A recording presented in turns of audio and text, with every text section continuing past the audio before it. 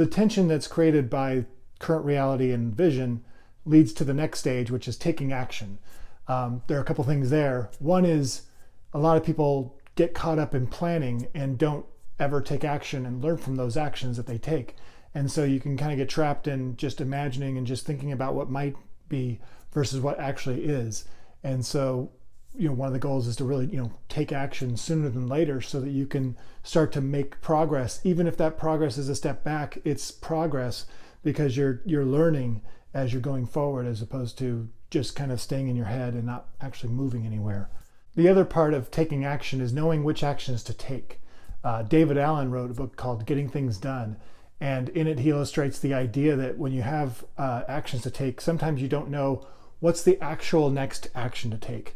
For example, if you were an artist and you wanted to get into a gallery, the first action wouldn't be to contact a gallery. It would actually be, how do I get the phone number for that gallery? So you might need to, search for the galleries, get the phone number, then you can contact the galleries. There's actually 3 steps there. And that sounds petty, and that's just an example. But the idea is that if you don't actually know what the next action is to take, it's a lot easier to procrastinate because there's things going on in your mind that you may not be aware of, which is why there's a lack of clarity. So it's really good to know what is the next best action to take.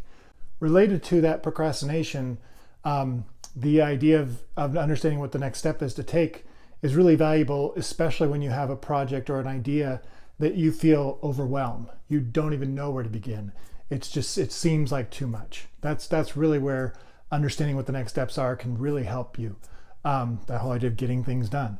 One of my favorite things to do is when I'm done with the vision and the current reality is I write down every single step that I need to take, regardless of the order, because I don't want to slow myself down by trying to figure out which one's first, which one's next.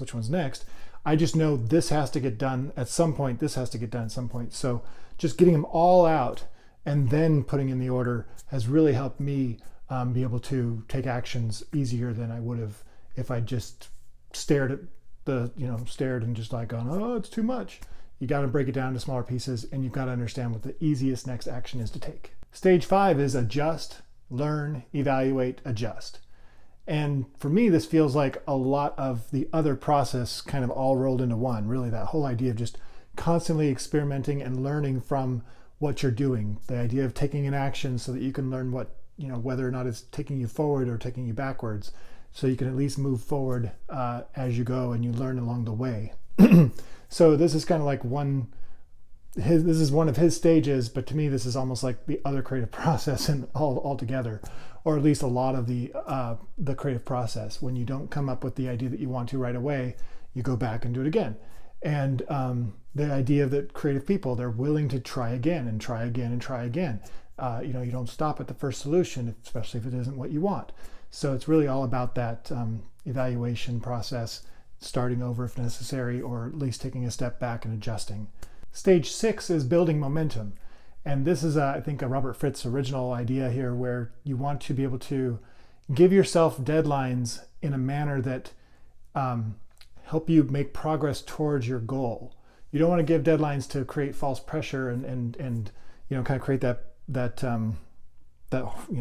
uncomfortable feeling just so you get something done, and when you're finished you just feel relief. You don't actually feel any momentum, you just feel like you're done. Thank goodness I got that deadline accomplished.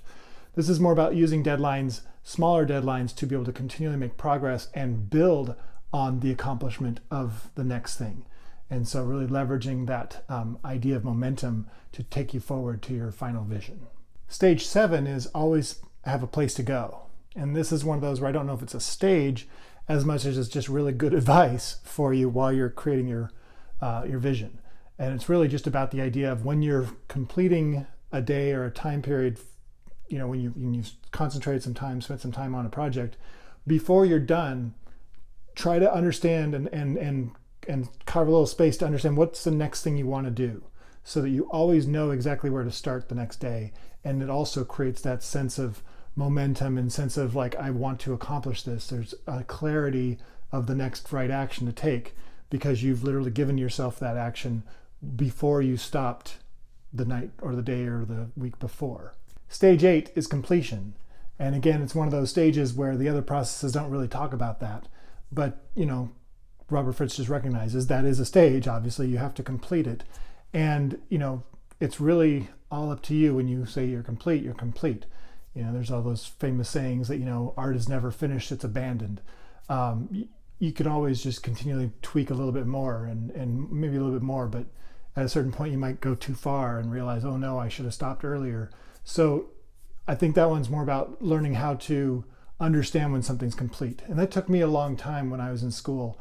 Learning how to finish and know when something was finished was a skill that you acquire over time by doing multiple things. And you get better at understanding when to stop versus when to keep going. And the final stage is living with your creation. Again, I don't know if that's a stage, but it's definitely something you go through, because once you create something, you obviously live with it. And I think the point is, though, that you may love something when it's first done, and you may eventually hate it over time, or you may not like something very much initially, but over time it grows on you. So it's just really understanding that there's a dynamic between you and your creations that will change over time, and you don't know which way it's going to go. I don't know if there's any real logic to any of it, but just kind of recognizing that sometimes you're going to have different feelings or different experiences with your creations over time, especially when you release them to the public. All of a sudden, they're not yours anymore, they're everybody's. Everybody has their own interpretations, and everybody takes it and brings it to their own personality and their own perspective.